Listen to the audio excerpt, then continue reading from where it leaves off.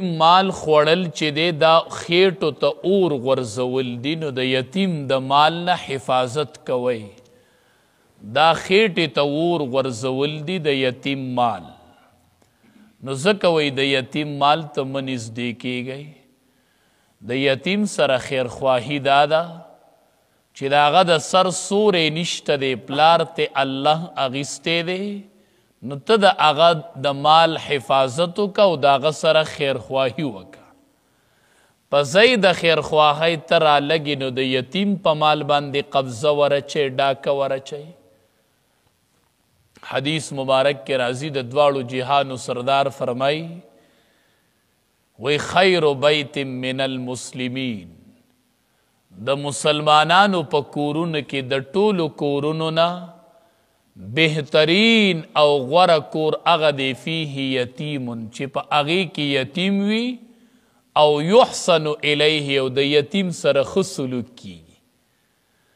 د مسلمانانو په تمامي کورونو کې غوره کور الله ته هغه کور دی چې هغې کې یتیم وي او د یتیم سره ښه سلوک کیږي. وشر بیت من المسلمین، او د مسلمانانو په کورونو کې د ټولو نه بدترین کور هغه دی چې هغې کې یتیم وي او د یتیم سره بد سلوک کیږي. دا بد کور دی د مسلمانانو په کورونو کې. د ټولو نه ناکاره کور دا دی چې هغې کې یتیم سره بد سلوک کیږي. حدیث مبارک کې راځي د دواړو جهانو سردار وفرمایل د یتیم دومره فضیلت راغلی د یتیم د پرورش. نبی کریم صلی الله علیه وسلم وفرمایل وی هغه زنانه چې هغه خپل مخ تور کی د خپل الواد د پرورش دپاره او هغه بل واده ونه کی وی هغه به ما سره یي. چې د یوې زنانه خاون مړ شي او هغه خپله ځواني د خپلو بچو دپاره زړه کي او بل خاون ونه کی چې زما د بچو په تربیت او پرورش کې به فرق راشي. نو د دواړو جهانو سردار وفرمیل دا به ما سره یي. د حدیث راوي بیا وی دا دوه ګوتې داسې کړلې، یوه دا صبابه یوه منځنۍ.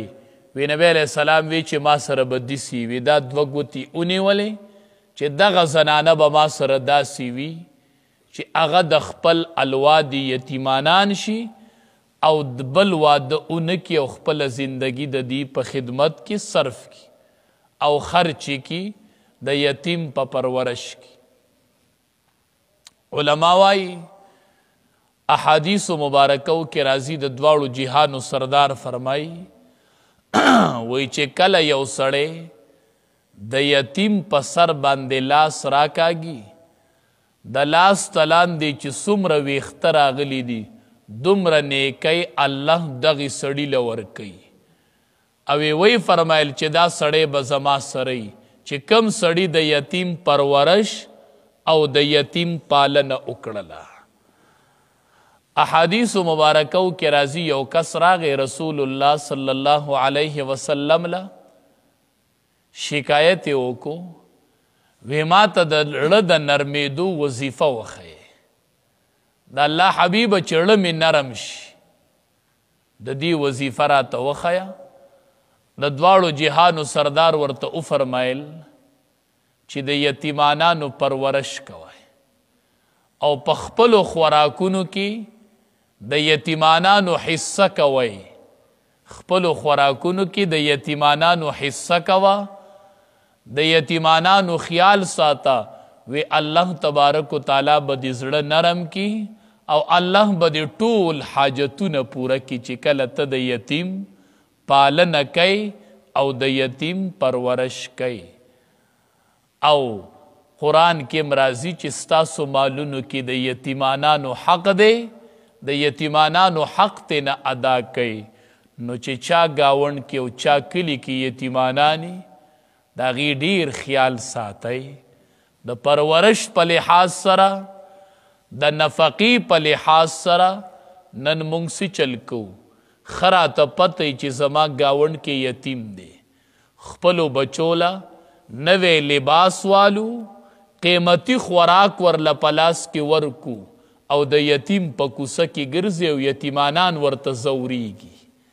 موږ نن یتیم ځورو خپلو بچو ته، دا نامناسبه ده. ګورې دا ټیک نه ده. ګورې الله به ستا د بچو د سر سورې اوچت کی، بیا به بل ستا د بچو ته ګورې دا زیرول کوي. نو دا یتیمانان بچي مه زیروئ.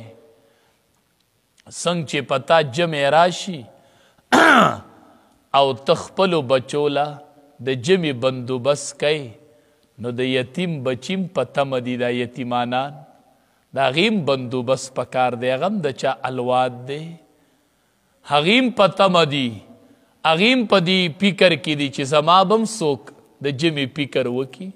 خپلو بچو له د ګرمۍ او د یخنۍ سوچ کوو، نو داسې د یتیمانانو بچو لم د ګرمۍ او د یخنۍ سوچ کوئ.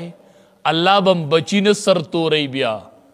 چې کم سړی د یتیمانانو خیال ساتي، نو چې کم کلی کې او کم گاونډ کې یتیمانان وي، ډېر خیال ساتئ. که هر کلی والا د خپل کلی د یتیمانانو خیال شروع کو، بل کلی ته به حاجت نه راځي. چې هر سړی په دا ځان لازم کی چې زه جمع له ځان له جوړه علم، یوه جوړه به یتیم له علم. ګرمۍ کې ځان له یوه جوړه علم، یوه به یتیم له علم. چې اختر کې ځان له جوړه علم، یوه به یتیم له علم. ځان سره به یو یتیم کفالت کومه، یو یتیم به ځان سره برابرومه. نو دا پکار ده. ځکه د دې یتیمانانو په بعضې موقع ډېره ګیله پیدا کیږي. دې وجې نه علما وایي دا مناسب نه ده چې یتیم ماشومي ته د هغه په مخ کې خپل بچی په غیږ کې علي، هغه له لاس کې خواږه ورکوي او هغه له مینه ورکوي، ځکه د یتیم ته به خپل پلار په یاد کیږي. نو داسې زورل، داسې زورول د یتیمانانو نه دي پکار. د یتیمانانو باندې په سر لاس راخکل پکار دي. هسې نه چې ستا بچي الله یتیمانان کی. د یتیمانانو بچو ته په بعضې موقعو باندې احساس کیږي. کله د اختر موقع راشي، د خوشحالۍ نو بچو ته د خپل پلار احساس وشي. د اختر شپی وړو خپلې جامې د ټیلر نه راغستي، نوي نوي جامې راوړي او نوي نوي پیزار راوړي. هغې شپه باندې یتیم ته د خپل پلار احساس وشي، خپل پلار ورته په یاد شي چې که نن زما پلار وی، نن به مام نوې جوړې راغستې وي، نن به مام نوې پیزار اغستی و. نو هسې نه چې ستا په ګاونډ کې یتیمي او د اختر شپی ته ځان له نوي جامې او نوي پیزارونه راوړې او یتیم الله ته پر یاد کوي چې یا الله چې اختر دې راوستو نو ما نه دې پلار ولې اغستو، چې اختر دې راوستو نو ما نه دې پلار ولې اغستو. هسې نه چې یتیمانان دا پر یاد وکړي. او زنانو، تاسو د کونډو زنانو خیال وساتئ. هسې نه چې کونډه زنانه د اختر په شپه الله تعالی سوچت کی چې الله اختر دې راوستو نو ما نه دې خاون ولې اغستو، چې اختر دې راوستو نو ما نه دې خاون ولې اغستو. نو هسې نه چې دا یتیمانان او دا کونډې چرته الله ته پر یاد شروع نه کي، د دې پرورش کوئ. نبی کریم صلی الله علیه وسلم فرمایي چې کم سړی چې انا وکافل الیتیم هکذا، چا چې د یتیم پرورش وکړو هغه به ما سره داسې یو ځای وي. ګورې هغه به ما سره داسې یو ځای وي. نو خصوصا د جمع او د ګرمۍ او د اختر په داسې موقعو د یتیمانانو خیال ساتئ. ولا تقربوا مال الیتیم، مخوری منزدې کېږئ مال د یتیم ته. خیال ساتل الله څه کوي، هغه د یتیم په مال ډاکه ورچوي نه، د یتیم مال رالی خوري. ستا ترس نه کېږي چې د دې نابالغه ماشومانو مال خوري. ولا تقربوا، منزدې کېږئ مال الیتیم، مال د یتیم ته، الا باللتی، مگر په هغه طریقه باندې هي احسنو چې هغه ډېره ښایسته. څه ښایسته طریقه ده؟ ښایسته طریقه دا ده، ای د یتیم تره، ای د یتیم بل ولی، د یتیمانانو چې مال لی هغه رواله، جایز کاروبار ورله پې شروع که او ډېرې که ورله دا ښه طریقه ده. په دې طریقه د یتیم مال استعمال که خورئ مه الا باللتی مگر په هغه طریقه باندې هي احسنو چې هغه ډېره ښایسته ده. بیا ورته نږدې شئ، حلال کاروبار ورله پې روان کوئ او نفع دا پیسې ورله سیوا کوئ د یتیم سره. دا خیرخواهي ده. حتی یبلغ اشده تر دې چې ورسیږي د بلوغ ته.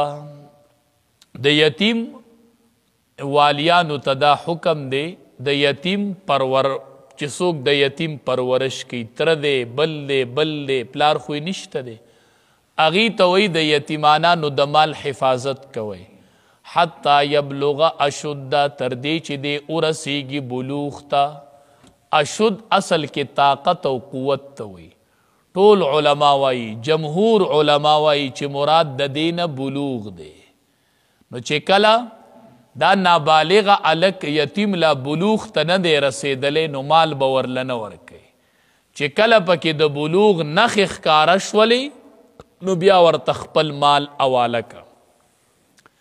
او که د بلوغ نښې پکې نه ښکاره کېدلې نو بیا 15 کاله دا د بلوغ عمر دی چې 15 کالو ته ورسېد نو که د بلوغ نښې پکې نه وي نو دا بلوغ دی. اوس ورته مال حواله که.